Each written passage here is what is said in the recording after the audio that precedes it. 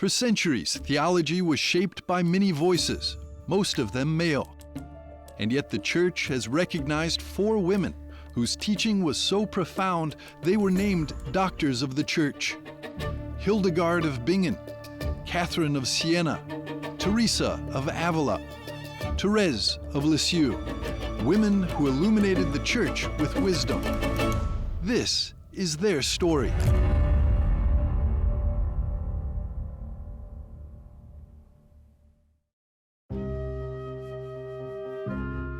Paul VI described her as a light for her people and her time.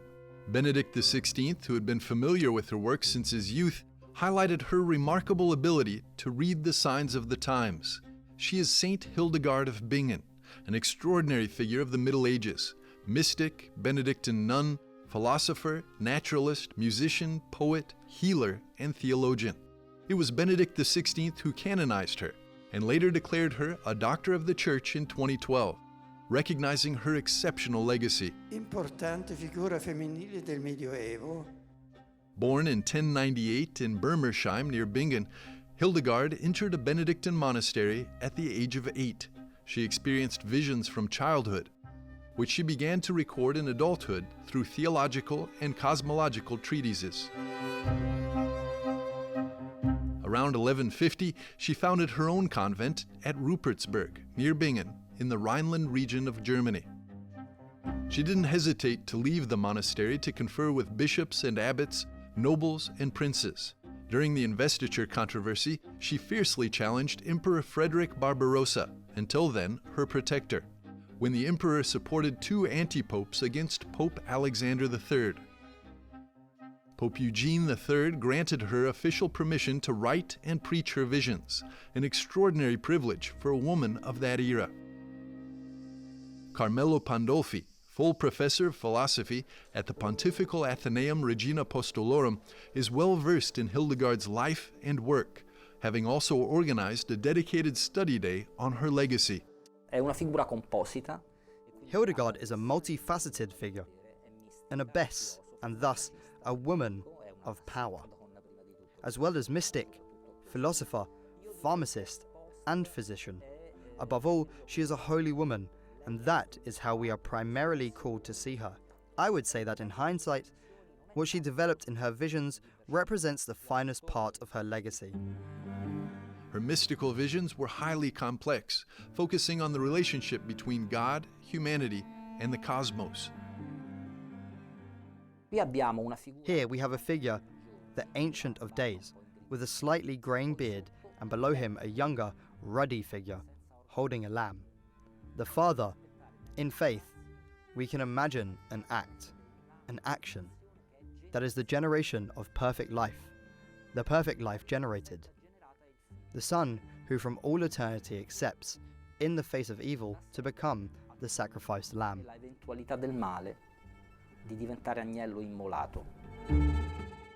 A famous miniature depicts one of her visions, showing man at the center of the universe, embraced by the fire of the Trinity and the fatherhood of the Father. This representation illustrates how the centrality of man, later affirmed by humanism, had always been present in Christian theology.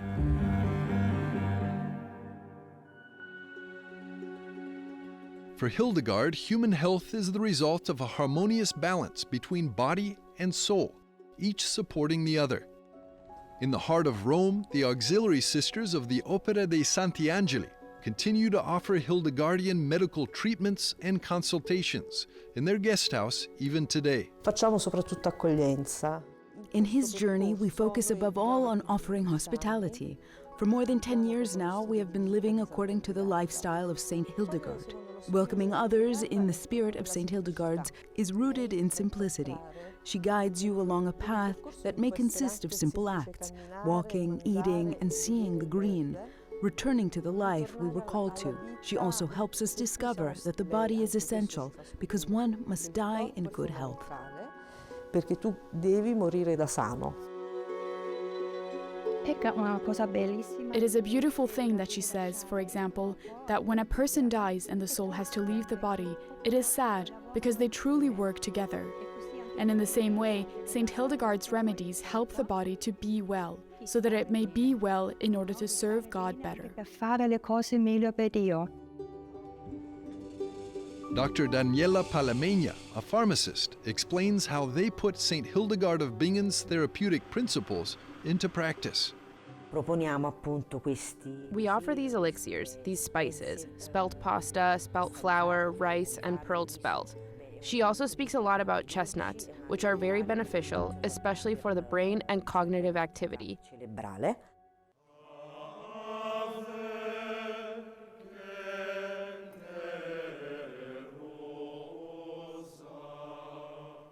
Hildegard of Bingen developed music among her many arts. Father Robert Melhart, rector of the Pontifical Institute of Sacred Music, tells us how Hildegard recognized music as an artistic expression capable of speaking about God. She's the first female composer that we know of. Her music is inserted in the manuscripts, and they're basically comments to the visions she has. So that's very important. So it's not only a performance thing, that sound thing, but it comes into what Wagner would call a Gesamtkunstwerk. So it combines all the arts, poetry, music, and painting.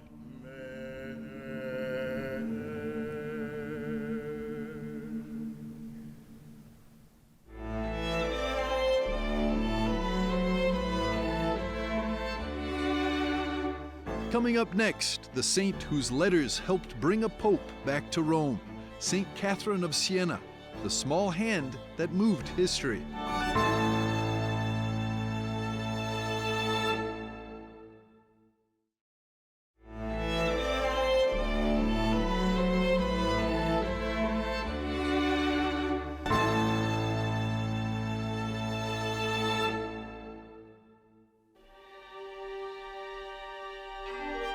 In Rome, in Piazza Pia near St. Peter's Square, a figure appears to point the way. It is St. Catherine of Siena, a woman of extraordinary spirituality and civic engagement, and one of the few women to be declared a doctor of the Church. Born in Siena in 1347, Caterina Benincasa is one of the most remarkable figures of the Middle Ages. From childhood, she displayed a profound sensitivity, nourished by intense mystical visions. The first of them occurred when she was around 4 to 5 years of age, and in this vision, Christ himself appeared to her dressed as a pope, and he was with St. Peter and St. Paul, so she was immediately aware of the importance of this intimate relationship between Christ and the Church, between Christ and the papacy. The young saint from Siena wasn't a mystic detached from the world. On the contrary, she threw herself into the problems of her time. She was born in a period of crisis. The plague had just arrived in Europe, and it arrived in Siena actually just a year after she was born. A second crisis, which occupied Catherine's entire life, was the Avignon Papacy. So the Pope had been living in Avignon since early 1300. Catherine's born in 1347, has been there for many decades, and she spent many years of her life trying to encourage the Pope to return to Rome, because this was where Peter and Paul lived, and the Pope needed to be here in Rome. And so, despite lacking formal education, she began writing letters to nobles, merchants, clergy, and above all, Pope Gregory XI. Gregory XI was a bit of a Hamlet in Vatican, so he was really undecided, full of doubts, hesitant. So with him, she had to play the part of the strong counselor who really empowers the Pope and says, don't be afraid, be bold, be ambitious. Catherine accomplished what many believed impossible. She persuaded Pope Gregory XI to leave Avignon and restore the papal seat to Rome after nearly 70 years of exile. It was 1377, a decision that would change the course of the Church's history. Over time, her relationship with Christ became a constant dialogue, and several visions left a profound mark on her life. From one of these mystical experiences emerged her masterpiece, the Dialogue of Divine Providence. It was a kind of intuition, intellectual intuition that she had, as if Christ himself taught her the doctrines that are included in the dialogue. The doctrine of the bridge, according to which Christ himself is the bridge that allows us to reconnect with heavens. Her bond with Christ took the form of a nuptial union. In Pisa, she received the stigmata, though at her request they remained invisible. A shared secret, so to speak, between her and her spouse, because this is also very important. St. Catherine had this experience of marrying Christ, the mystical wedding with Christ. And when you are one with your spouse, you share everything. You share all the sorrows and all the joys. And she shared them also in her own body.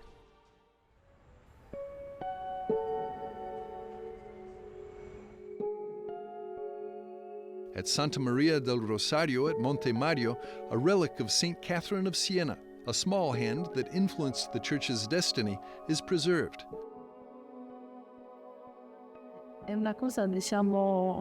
It's impressive to see that such a great saint had such a small hand, yet it was capable of moving the Pope.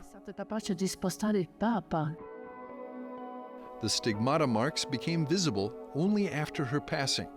Catherine died at 33, completely drained and worn out from fasting and doing penance. Giving herself completely, making that sacrifice, was, for her, the greatest sign of love, a pure act of generosity. God became human so that humans could become like God. That's Catherine's faith, sacrifice, the sacred act, which she saw as the highest expression of love. È il supremo segno dell'amore. Catherine died in Rome, and her remains rest here beneath the altar of Santa Maria sopra Minerva. The sacristy hides the Catherine Room, a 1637 reconstruction made from the original walls of the chamber where she died. This Baroque architect who actually designed the new environment had a great idea, I think, because he made a hole in the ceiling. So there is this little hole, and there is a fresco representing the dove, which is a symbol of the Holy Spirit, is hovering and is sort of coming from heaven to earth to call Catherine, because that is the very place in which she died, in which she could go to the other side, cross the bridge, and meet Christ in heaven. The statue of St. Catherine in Piazza Pia faces the bridge to Via della Conciliazione and St. Peter's, a meaningful and intentional detail reflecting her life. If you stand where Catherine is, she's looking at a bridge, because the bridge for Catherine was Christ. His body on the cross is a bridge that links heaven and earth. Christ is still trying to save us. That's our hope. In spite of whatever we're facing, whatever turmoil, whatever cross, Christ is there, the bridge is there, and we need to cross that bridge.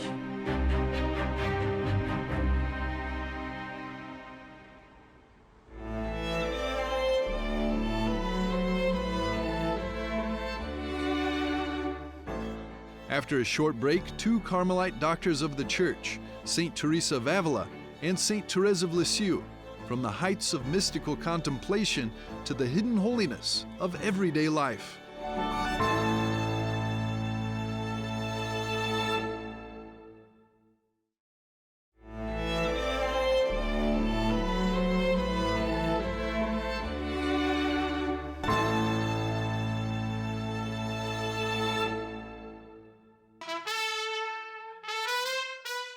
In the heart of Spain, within the ancient walls of Ávila, faith and history meet in an event that every year draws pilgrims, devotees, and curious travelers from around the world. It is October the 15th, the day the city celebrates its most illustrious daughter, St. Teresa the Mystic, a reformer and the first woman to be proclaimed a doctor of the Church.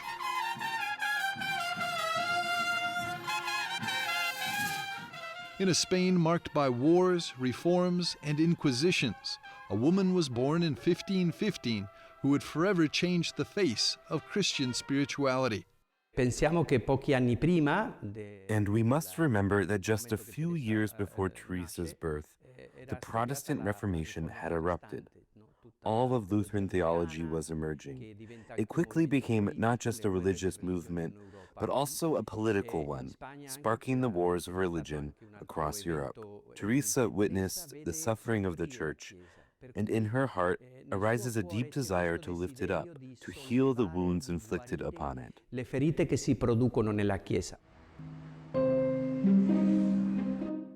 Teresa's determination and deep spirituality were evident from a young age. In Rome, Father Marini recounts an episode from her childhood, depicted in a bas-relief in the Church of St. Teresa of Ávila, that clearly reveals her strong and courageous character.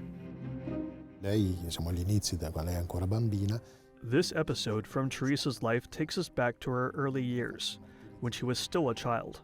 Together with her brother, she ran away from home, wanting to go and be martyred by the Moors. In the bas-relief, we can also see the uncle who caught up with them, brought them back home. Yet this story, which Teresa herself recounts, already reveals a desire that would later grow and mature throughout her life. In fact, at one point, she would even write a poem in which she says, "I die because I do not die."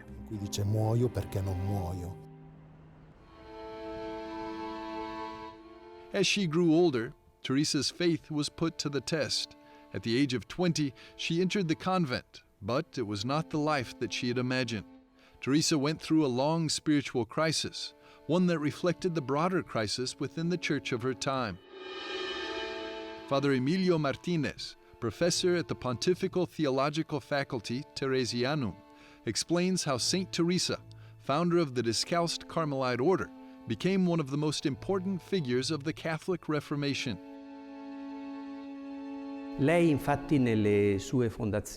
In her foundations, she sought a much simpler environment, reducing the number of nuns living in the monasteries, leading a stricter and, above all, more isolated life, but not out of a love for harsh penance or an excessive focus on asceticism, rather so that the nuns could be free and not have to submit to the constant coming and going of people within the monastery.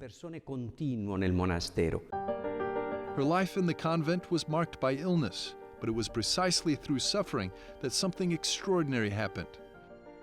The famous experience of the transverberation, which we also see represented here nearby in the Church of Santa Maria della Victoria, Bernini's celebrated Ecstasy of St. Teresa. It was there that she lived through this extraordinary experience of the angel piercing her heart.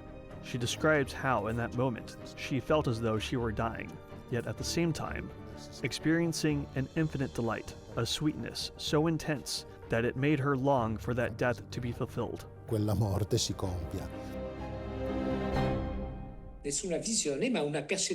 Father François-Marie Lettel, recognized as one of the foremost experts on the saint and currently living in Lisieux, France, was interviewed by EWTN Vatican journalist Giada Dottavi regarding the meaning of her mystical visions. I would say that this transverberation is somewhat the equivalent of St. Francis's stigmata, founders who receive a special grace of communion with Christ, sharing in Christ's sufferings for a fruitful purpose, for a greater work. Besides founding convents, Teresa was also a writer. Her works, such as the interior castle, are masterpieces of mystical literature. Teresa spoke of the soul as a castle made up of many rooms, with God dwelling at the center. It's a work in which she describes the path that the Christian must take to enter into themselves. In a way, we could call it a kind of spiritual GPS, a navigator of the soul. You may be going through certain emotions or situations and think they're just sadness or anxiety or inner unrest. But Teresa tells you, look, there's a depth in all of this that has to do with your relationship with God, whether it's present or absent, whether you're living with it well or struggling with it, whether it's guiding you or whether you're running away from it. Pope Paul VI in 1970 recognized the universal and enduring value of her teachings, bestowing upon her the title of Doctor of the Church. Nella Basilica di San Pietro in Vaticano. In the Basilica of St. Peter in the Vatican, as soon as you enter, look to the right and you will see the statue of Saint Mother Teresa of Jesus. We call her Saint and Mother because she is our foundress. Teresa was declared a doctor of the Church because through her written teachings conveyed in her works and letters, she is able to illuminate the spiritual life of every Christian. In other words, Teresa is a teacher of the Christian life. She is a figure who guides us so that we can fulfill the vocation to which we were called at our baptism. And it is for this reason that Pope Paul VI declared her a doctor of the Church. Paolo VI l'ha dichiarata dottore della Chiesa.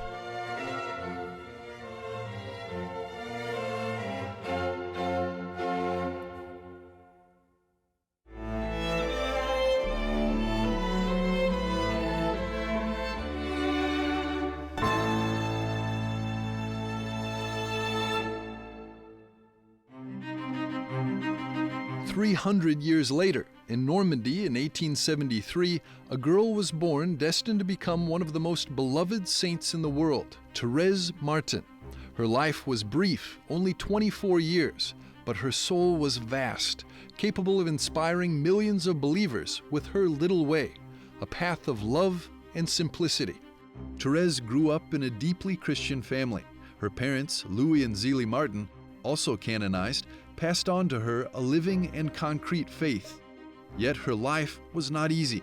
She lost her mother at only 4 years old and began to suffer from a mysterious illness.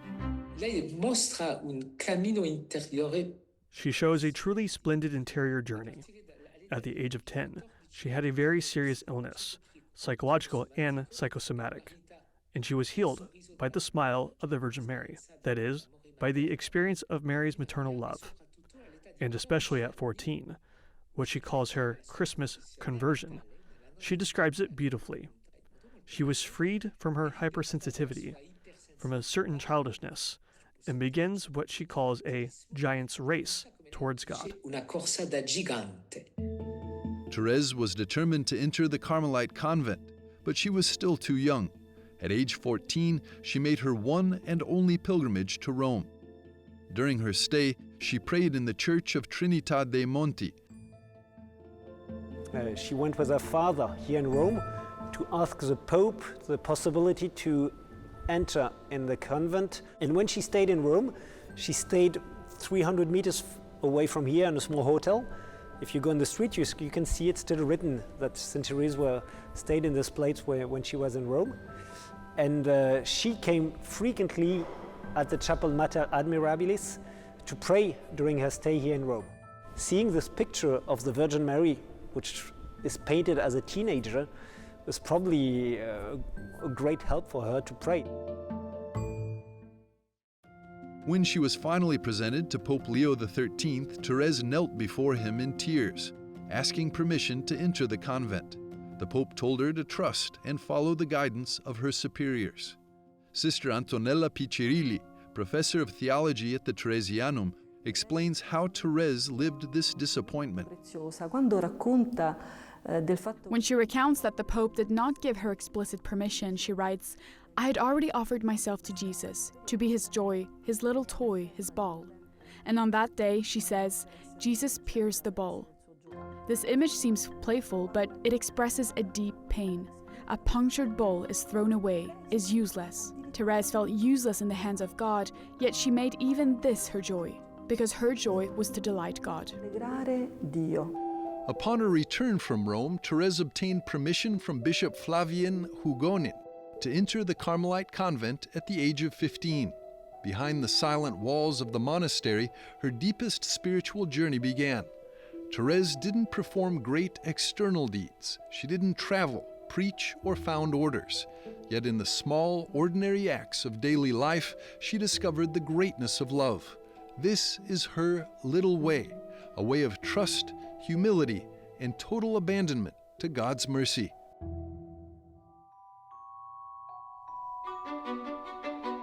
In In 1897, weakened by tuberculosis, she died at only 24 years of age. In her final months, she endured a profound spiritual trial known as the Night of Faith, but she faced her suffering with serenity. Her last 18 months were complete darkness. She says, "For me, faith has become a wall reaching to the sky. Yet her greatness is in her unwavering trust. Suffering can distance or embitter, but for Thérèse it became a privileged path to encounter God." Un'esperienza che è una pista privilegiata per l'incontro con Dio. Her death wasn't an end, but a beginning. Thérèse promised, "After my death, I will let fall a shower of roses." She meant the graces and miracles she would obtain from heaven. In 1925, Pope Pius XI declared her a saint. In 1997, exactly 100 years after her death, Pope John Paul II proclaimed her a Doctor of the Church, a title reserved for the great masters of the faith. Papa Francesco la chiama Dottore della Sintesi. Pope Francis calls her the Doctor of Synthesis. In her writings, she expresses all the truths of the Catholic faith: Jesus, the Trinity, Mary, the Church, the Eucharist, clearly and beautifully. La verità che risplende nell'amore. In a world dominated by efficiency, visibility, and measurable results, Saint Thérèse of Lisieux reminds us that holiness is not reserved for heroes or extraordinary mystics, but is within the reach of everyone.